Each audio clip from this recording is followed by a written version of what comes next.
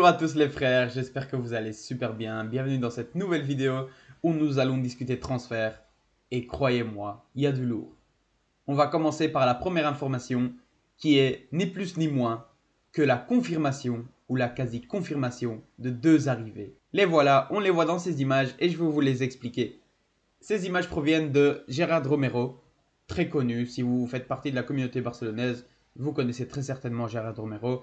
C'est un journaliste slash streamer qui sort des bangers à chaque fois. Vraiment, ce gars a des yeux partout. Je ne sais pas comment il fait pour avoir autant de contrôle sur la ville de Barcelone, mais il est littéralement partout. Et cette photo qu'il a publiée, c'est une photo de quelqu'un dans le club qu'il a prise dans un bureau où se trouvaient ces deux maillots. Ce qui confirme quasiment l'arrivée de ces deux joueurs. Mais bon, c'est pas encore officiel. Mais on peut partir du principe qu'ils seront là l'année prochaine. Ces deux joueurs, qu'est-ce que j'en pense? Eh bien, c'est très intéressant comme arrivée. Alors, ce qu'il faut comprendre tout d'abord, c'est que c'est pas parce qu'on achète un joueur, c'est pas parce qu'on signe un joueur que forcément, ça doit être absolument une superstar, un titulaire indiscutable qui va littéralement jouer chaque match, l'entièreté du match en plus. Non, pas du tout. Il se peut qu'on ait besoin de joueurs qui puissent jouer un rôle plus secondaire, et c'est très important. Pourquoi est-ce que des équipes comme le Real Madrid ou le Bayern de Munich arrivent à être aussi constants dans leurs performances?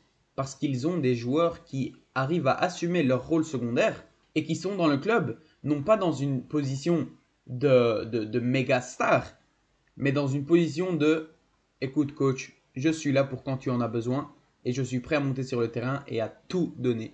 Si je ne joue pas tous les matchs, je ne serai pas un joueur qui va te reprocher cela. Et il est très important d'en avoir dans le club. Quand on regarde par exemple en défense, qui est-ce qu'on a comme remplaçant solide en qui on peut faire confiance dans le cadre de l'absence d'un de nos défenseurs? Personne. Umtiti, il est finito. Il y a qui d'autre? L'anglais. L'anglais, tu le fous dans n'importe quel match, on l'a vu cette année. Des erreurs bêtes, des pénaltys provoqués, du gros n'importe quoi. Il n'y a pas de défenseur central qui joue un rôle secondaire en qui on peut faire confiance. Eh bien, l'arrivée de Christensen, par exemple, cherche à pallier cela. Et je trouve cette recrue vraiment très intéressante parce que, comme on a pu l'entendre dans les informations les plus récentes, Xavi voudrait une défense titulaire composée de Araujo et de, si possible, Koundé. Si pas, alors le plan secondaire serait Koulibaly. Ça me paraît vraiment très compliqué. Mais comptons même sur Piqué. Imaginons, Piqué il a fait une bonne saison, remplie de blessures, de manque de discipline. Je suis d'accord, mais c'est quand même un défenseur qui a montré un haut niveau lors de cette saison, la dernière. Donc imaginons on a Piqué et Araujo en défense. Il faut très certainement un joueur qui puisse jouer ce rôle secondaire. Qui est-ce? Eric Garcia peut très bien le jouer. Eric Garcia est un joueur qui est toujours en formation. C'est un joueur qui est en train de se construire et de se découvrir lui-même en tant que professionnel du football. Et lui attribuer ce rôle secondaire, je trouve que ça lui fera un très grand bien. Et aux côtés de Christensen, ils pourraient tous les deux former une défense bien solide et une défense en qui on pourrait avoir confiance lors des moments de difficulté. Imaginons, c'est arrivé plusieurs fois dans la saison, quand on se retrouve avec 5 matchs à jouer dans un délai de 2 semaines. Comment est-ce que tu veux faire jouer les mêmes joueurs tous les 3 jours à des intensités vraiment très élevées? C'est très compliqué et c'est justement dans ce genre de moment qu'il est très important d'avoir des joueurs qu'on puisse avoir sur le banc et en qui on peut faire confiance pour qu'ils puissent monter sur le terrain quand c'est nécessaire et qu'ils puissent prouver au plus haut niveau. Voilà l'intérêt d'avoir des joueurs dans le genre. Et la même chose pour Kessié. Kessié a été acheté, j'imagine, en tout cas c'est comme je le vois, pour jouer un rôle plus secondaire.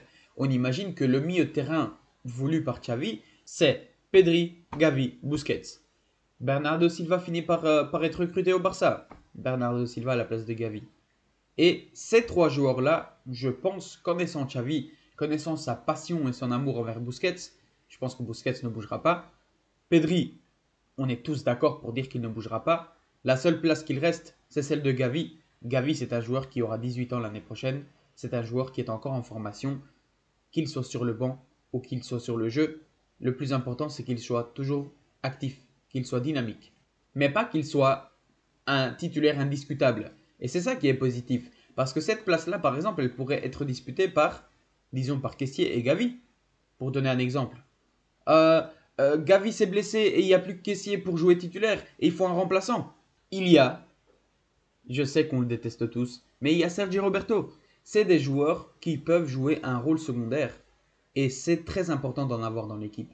Et voilà pourquoi je trouve que le recrutement de Kessié et le recrutement de Christensen sont très intéressants parce qu'ils vont nous aider à avoir en fait un plan secondaire lors des matchs compliqués mais pas essentiels.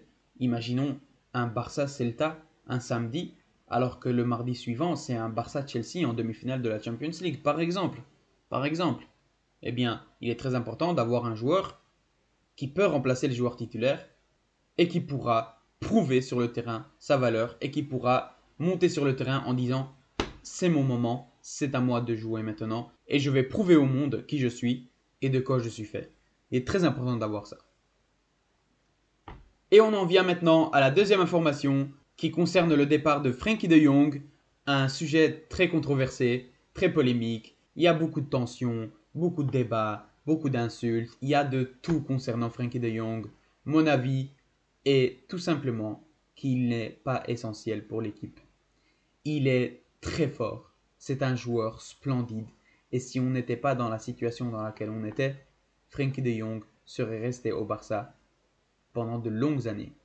Mais nous sommes dans une situation où le Barça ne peut pas gaspiller un seul euro. Oui, il y a différents accords qui vont être signés. On parle de BLM, on parle de la vente de droits TV. Oui, tout ça c'est très important. Mais il y a une chose qu'il faut toujours garder en tête, c'est que il y a quelques années, pour donner un exemple, Rakitic était à son apogée, était vraiment au point le plus haut de sa carrière. Et le PSG avait proposé 80 millions pour l'acheter. Qu'est-ce que le Barça a dit? On ne va pas le vendre, Rakitic est essentiel pour nous. Il s'est passé quoi par après? C'est qu'une fois que tu arrives à ton point culminant, tu ne peux plus monter plus haut, tu ne fais que descendre. Et c'est ce qui s'est passé avec Rakitic.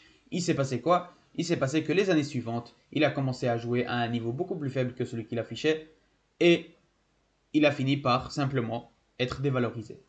Et il se passe quoi quand il est dévalorisé? Il se passe que tu dois carrément payer des fois pour que le joueur parte. Tu participes à son salaire dans l'équipe où il va.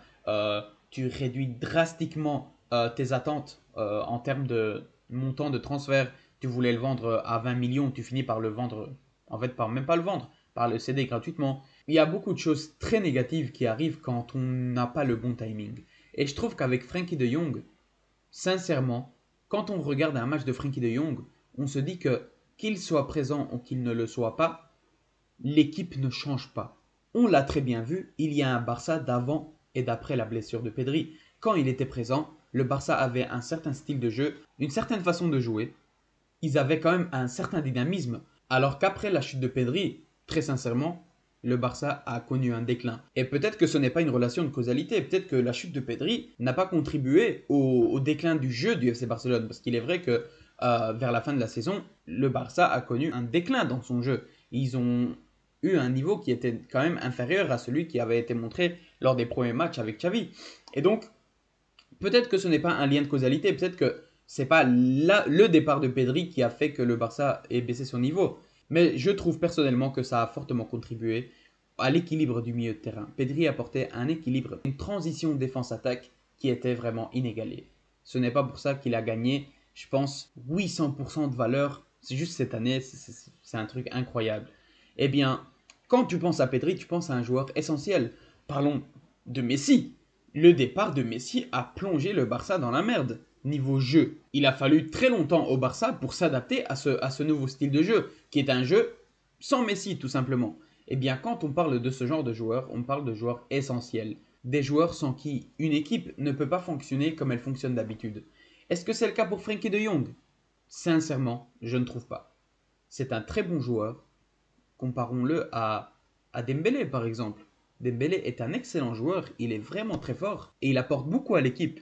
Mais le fait qu'il ne soit pas là ne se fait pas ressentir réellement. Il y a eu on va quand même pas se voiler la face. Il y a eu un très grand pourcentage de matchs où Dembélé n'était simplement pas présent en raison de blessures. Et son absence ne s'est vraiment pas fait ressentir. Le Barça a quand même continué à jouer, à performer de la bonne façon sans Dembélé. Donc on peut considérer Dembélé comme un joueur qui n'est pas essentiel. Un très bon joueur qui peut beaucoup apporter à l'équipe, mais un joueur qui, s'il n'est pas là, ce n'est pas la fin du monde. Et c'est le cas, je pense, avec Frenkie de Jong. Donc on a ici les dernières informations concernant Frenkie de Jong qui expliquent que Manchester United avait proposé 65 millions d'euros pour le joueur, sachant que le Barça l'avait acheté aux alentours des 85 millions d'euros. Et vu la valeur de Frenkie de Jong sur le marché, c'est une offre qui est quand même en dessous de ce qui pourrait être attendu pour un tel joueur. Et on explique du coup du côté des médias que le Barça aurait refusé cette première offre et qu'il demanderait plutôt une somme qui avoisinerait les 85 millions d'euros, ce que je trouve personnellement beaucoup plus sensé. Et les deux clubs sont en train de négocier et l'accord pourrait être trouvé très prochainement, carrément dans les jours à venir. Donc, on va rester à l'affût, je vous tiendrai au jus dès qu'il y aura des nouvelles concernant Frenkie de Jong. Croyez-moi que je serai là pour vous les raconter. En tout cas, voilà, c'était l'information du moment. L'arrivée de deux grands joueurs comme Kessié et Christensen qui vont beaucoup apporter à l'équipe, j'en suis sûr. Et le départ possible de Frenkie de Jong qui n'est pas, il faut le préciser, confirmé. Donc voilà, on va voir ce qui va arriver. Il est vendu. Sincèrement, je trouverais ça triste, mais pas non plus catastrophique. Il n'est pas vendu, eh bien reste au club et continue à évoluer ici. Je suis sûr que tu deviendras une légende chez nous. Enfin voilà les frères, j'espère que les informations vous auront plu. Restez à l'affût, abonnez-vous, activez la cloche. Expliquez-moi ce que vous pensez de ces nouvelles en commentaire. J'attends de vous lire impatiemment. Sur ce, ciao!